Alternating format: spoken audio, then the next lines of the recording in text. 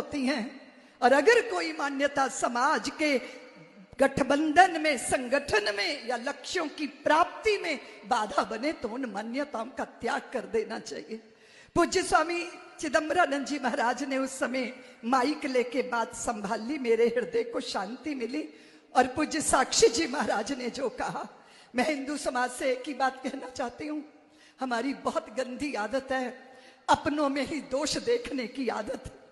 कितना कितना अपमान झेलकर यहां तक पहुंचे हैं, और जो नेतृत्व संभाले हैं उनके प्रति अगर संशय करोगे तो सत्यानाश हो जाएगा, विनाश हो जाएगा।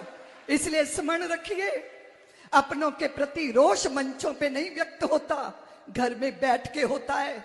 घर के गंदे कपड़े चौराहों पे नहीं धोए जाते। जिस दिन हम ये सीख लेंगे, दुनिया की कोई ताकत हमारी आंख में आंख मिला के देख नहीं पाएगी। बहुत सारी बातें ऐसी हैं जो व्याकुल करती हैं, अच्छा नहीं लगता, लेकिन इसका अर्थ ये नहीं होता अगर शरीर में फुंसी पैदा हो गई तो क्या शरीर की हत्या कर दोगे या उस फुंसी का इलाज करोगे।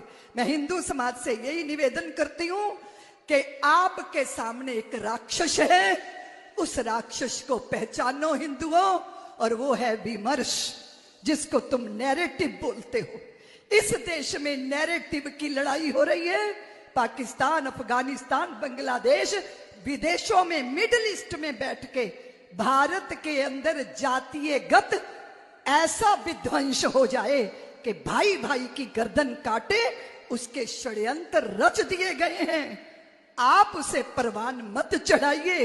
इसलिए यही मेरी करबद्ध प्रार्थना है कि हम यदि आपस में बट जाएंगे, हिंदू चेतना के बिंदु धुंध लाएंगे, वाल्मीकि सीता को कैसे निभाएंगे, राम शबरी के बेर कैसे खाएंगे, हरिजन स्वर्ण पिछड़ों के ये नाते, इन्हें तोड़ने की जो साजिश रचाते, उन्हें हम धूल में मिला के रहेंगे।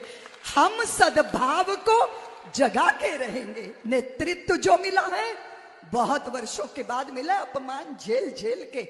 जैसे पूज्य साक्षी जी महाराज ने कहा, भगवा आतंक, ये शब्द सबके भीतर डाल दिया।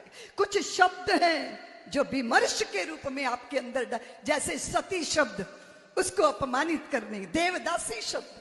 मैं 1 मिनट लूंगी आपका। अभी श्री रंगम में गई मैं, वहां मैंने कहा सारे गोपुरम रंग से भरे हैं, एक गोपुरम सफेद क्यों है, श्वेत रंग का क्यों है?